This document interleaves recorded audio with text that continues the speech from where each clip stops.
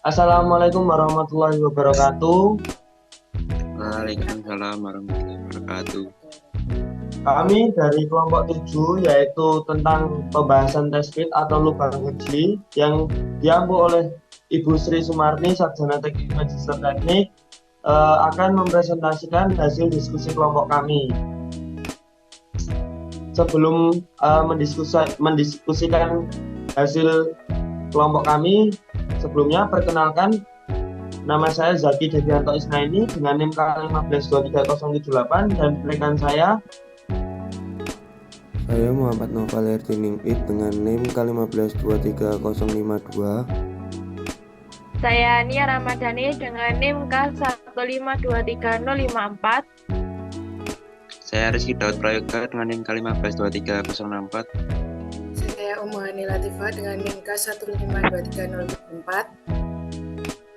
Baik, selanjutnya kita akan membicarakan tentang 7 pembahasan pada hari ini. Yang pertama, pengertian test fit, yang kedua, tujuan test fit, yang ketiga, benda uji, yang keempat, alat, yang kelima, pelaksanaan test fit, yang keenam, rumus test fit, dan yang terakhir atau yang ketujuh, kesimpulan.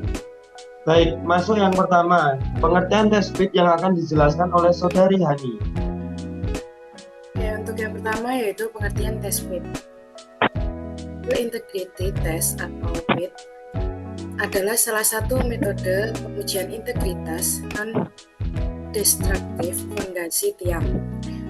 Pengujian ini untuk memeriksa keutuhan tiang pracetak maupun tiang bor yang terpasang. Nah, lubang uji adalah lubang yang digali sebelum konstruksi untuk membantu dan memastikan kondisi tanah sesuai proyek bangunan seperti yang ada pada gambar di samping. Next, untuk yang selanjutnya yaitu tujuan dari test fit. Nah, yang pertama, untuk melihat secara langsung kondisi tanah di lapangan, lapisan tanah tersebut dengan teliti. Kedua, mengevaluasi penampang dan panjang tiang. Yang ketiga, integritas dan kontinuitas tiang. Dan yang terakhir, konsistensi bahan tumpukan. Next. Oke, baik. Selanjutnya ada benda uji yang akan dijelaskan oleh Saudari Nia Ramadhani. Baik, di sini saya ingin menjelaskan mengenai benda uji pada test fit. Nah, benda uji ini, jadi kita harus melakukan benda uji itu secara langsung dengan kondisi tanah di lapangan, lapisan tanah dengan teliti. Nah, dari pengamatan pada bidang vertikal di dalam lubang dapat diidentifikasikan jenis-jenis tanah mulai dari warna, bau, kedalaman muka air, tanah, dan struktur umumnya. Dapat juga diambil contoh tanah asli dengan memasukkan tabung sampel ke dalam tanah. Pada pengujian test fit ini dapat diambil contoh tanah tak terganggu atau undisturbed sampel pada lapisan-lapisan yang dikehendaki. Baik, selanjutnya ada alat atau alat yang digunakan untuk melakukan test fit yang akan dijelaskan oleh Saudara Noval. Selanjutnya ada alat test fit. Alat test fit dibagi menjadi 4. Yang pertama ada cangkul. Cangkul berfungsi untuk menggali tanah. Dan selanjutnya ada trash bag. Trash bag berfungsi sebagai wadah sampel untuk tanah. Jadi saat kita selesai menggali tanah, kita dapat menaruh sampel tanah ke dalam trash bag.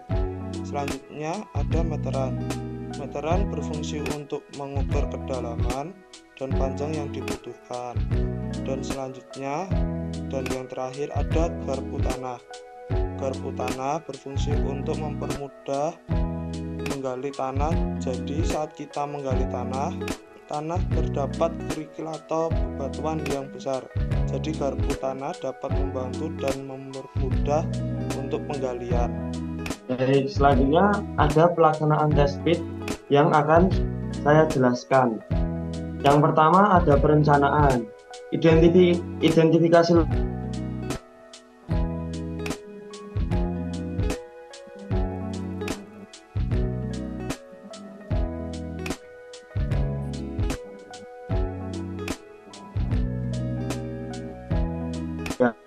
lakukan penggalian pada lokasi yang telah ditentukan untuk test pit. Ini melibatkan penggunaan alat seperti tanah dan alat-alat yang sudah dijelaskan tadi, tergantung pada skala dan kedalaman yang diinginkan. Yang ketiga, pengamatan dan pengumpulan sampel. Pengamatan selama penggalian, perhatikan dengan cermat lapisan tanah dan batuan yang terbentuk. Amati karakteristik fisik seperti warna, tekstur, dan konsistensi tanah. Selain itu, ambil sampel tanah dari berbagai kedalaman untuk analisis lebih lanjut di laboratorium. Selanjutnya, perekaman data.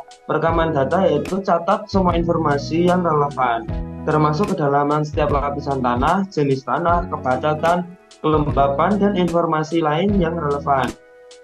Pengukuran GPS atau pemetaan yang juga dilakukan untuk penyatat lokasi tepat dari setiap jenis test pit. Yang selanjutnya, analisis laboratorium. Setelah pengumpulan sampel, bawa sampel tanah ke laboratorium untuk analisis lebih lanjut. Ini mungkin mencakup analisis kandungan kimiawi, kandungan air, tekstur tanah, kandungan organik, dan parameter lain yang relevan tergantung pada kebutuhan proyek. Yang selanjutnya, interpretasi dan laporan. Setelah data dari test pit dan analisis laboratorium dikumpulkan, interpretasikan hasilnya. Ini dapat mencakup evaluasi potensi masalah konstruksi, identifikasi kemungkinan perubahan lahan, atau penilaian potensi arkeologi tergantung pada tujuan awal test pit. Selanjutnya, tindak lanjut. Berdasarkan hasil test pit, langkah selanjutnya mungkin termasuk perencanaan lanjut sesuai desain konstruksi atau tindakan lain yang diperlukan sesuai dengan temuan dari test pit. Nah, di sini ada mungkin sedikit video dari praktikum test pit itu sendiri. Ini kami ambil dari mahasiswa teknik sipil Unjani. Nah, di sini pada langkah pertama yaitu pemilihan tempat tanah yang akan digunakan untuk melakukan test pit. Nah, di sini juga ada alat dan bahan yang akan digunakan. Kemudian ada prosedur praktikum dari langkah 1 sampai langkah 9. Kita langsung agak percepat, mungkin langsung yang. Nah, ini ada bahan yaitu garpu, meteran, dan tadi mungkin bahan lainnya. Yang pertama, buat sumur uji dengan ukuran 1x1. Di sini seperti halnya yang sudah dicontohkan, kemudian ditandai supaya sesuai dengan ukurannya. Habis itu cangkul atau mungkin bersihkan area yang mungkin akan dijadikan lahan sebagai test pit tersebut. Nah, selanjutnya mungkin ketika sudah agak dalam dan mungkin ada tanah yang berbeda, bisa dilakukan pengukuran atau mungkin pengecekan pada tanah. Oke, nah selanjutnya sampai penggaliannya lebih dalam lagi, terus kemudian ambil sampel dari sedikit tanah untuk dilakukan uji terhadap laboratorium seperti itu. Nah, baik, tadi adalah salah satu contoh praktikum test pit yang dilakukan oleh mahasiswa. Nah, kami ambil juga dari YouTube tentang referensi pada test pit tersebut. Nah, selanjutnya pelaksanaan test pit yang seperti pada prosedur yang bisa kita lakukan, yaitu yang pertama bersihkan permukaan tanah yang akan digali dari rerumputan dan sampah. Yang kedua, menggali tanah dengan diameter 1x1x1 meter.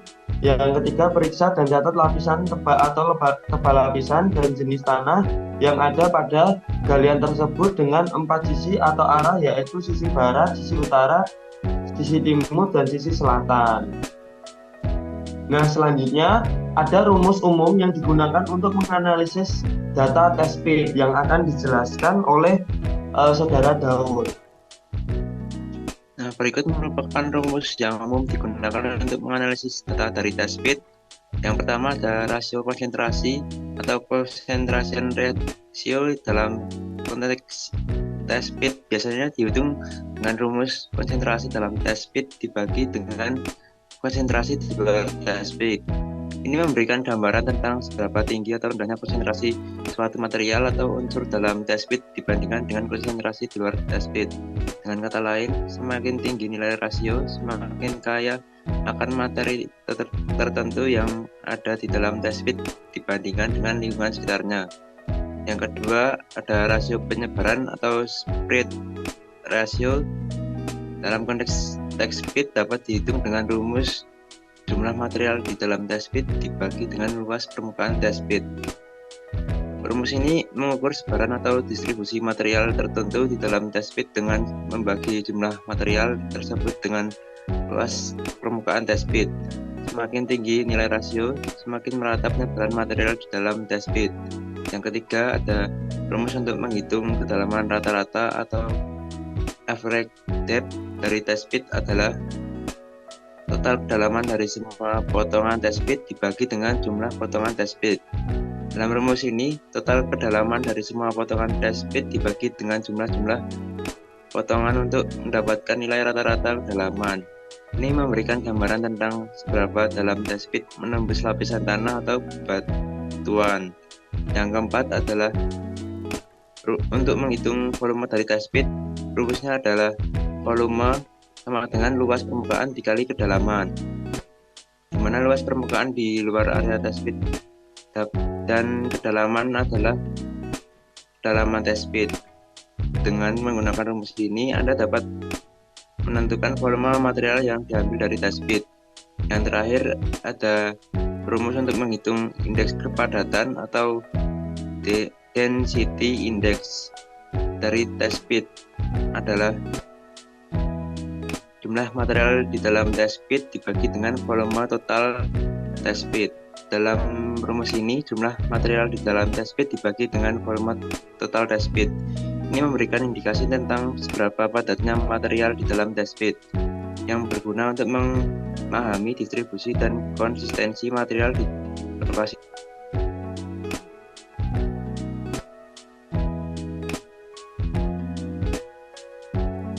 Next. Baik, selanjutnya ada kesimpulan. Nah, baik, masuk ke kesimpulan. Di sini test bed adalah metode eksplorasi geoteknik yang digunakan untuk mengevaluasi kondisi tanah di suatu lokasi. Test bed atau lubang uji dibuat dengan menggali lubang yang cukup besar untuk memungkinkan inspeksi visual langsung terhadap lapisan tanah. Metode ini membantu dalam mengidentifikasi jenis tanah, struktur tanah, stratifikasi, dan kondisi air tanah. Prosedur pelaksanaan uji tes bed melibatkan penggalian lubang dengan dimensi yang memadai untuk mengakses dan memeriksa lapisan tanah.